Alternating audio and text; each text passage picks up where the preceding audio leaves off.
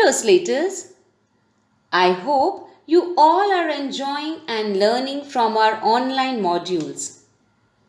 In today's video, we will start with the introduction of the third EVS lesson.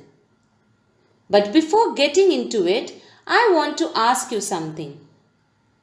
Slaters, have you all seen the wedding album of your parents or the pictures of your family celebrations?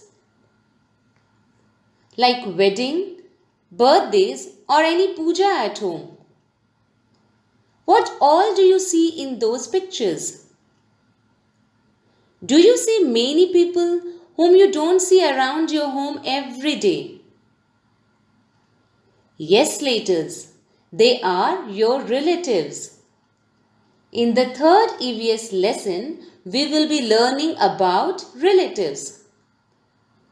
As the name suggests, a relative is a person who is related to your family through a blood relation or through marriage. You often meet your relatives during family functions like wedding, naming ceremonies, birthdays, housewarming ceremonies, and during festivals. These are the occasions when all the family members come together and celebrate the event. Isn't it, children? You all must be aware of weddings and birthdays, isn't it? Yes. But do you know what is a naming ceremony? Naming ceremony is an event where a new baby is given a name. In Indian culture, this event is celebrated on a very big scale, and all family members and relatives are invited. Now, do you know about housewarming ceremonies? Correct. The celebration which is organized when we move into a new house.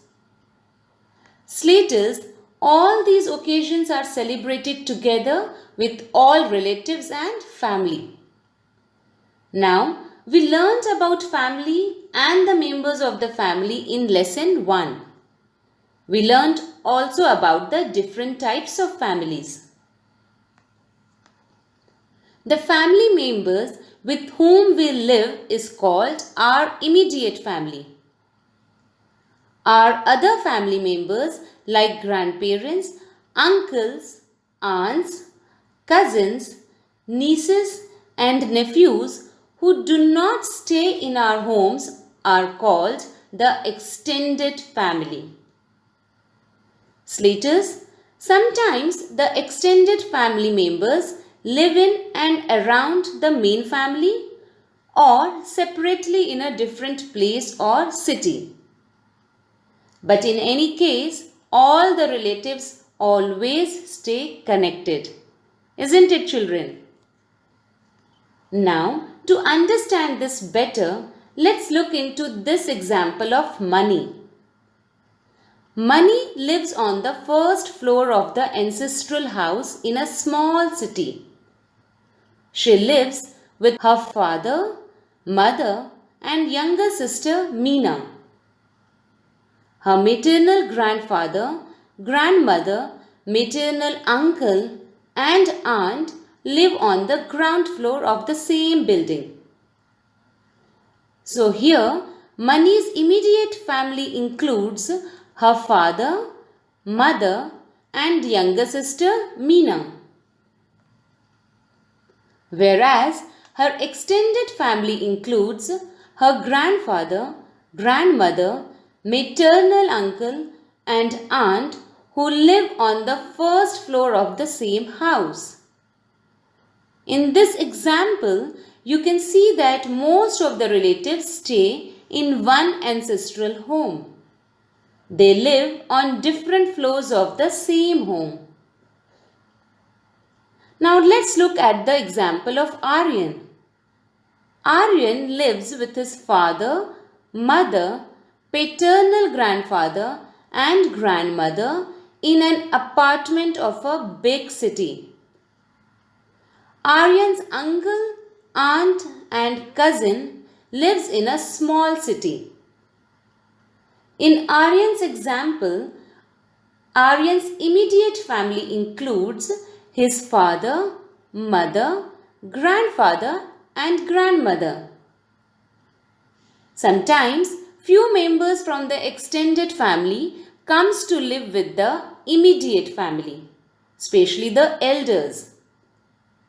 His other extended family includes his uncle, aunt and cousin who live in other cities. So, in Aryan's case, the immediate and extended family members do not stay together at one place. Slaters, whether the immediate or extended family stays together or away, there are certain traditions which are followed by both the families and passed on to them by the earlier generations. For example, eating meals together, reading shlokas at night before sleeping, and many more. Children, family is considered as the first school. They teach us some important values of life like being polite, helping others, not to lie, and to do good for others. These values help us in becoming better people and make our world a better place to live in. The elders in the family are also the ones who make big decisions in the family.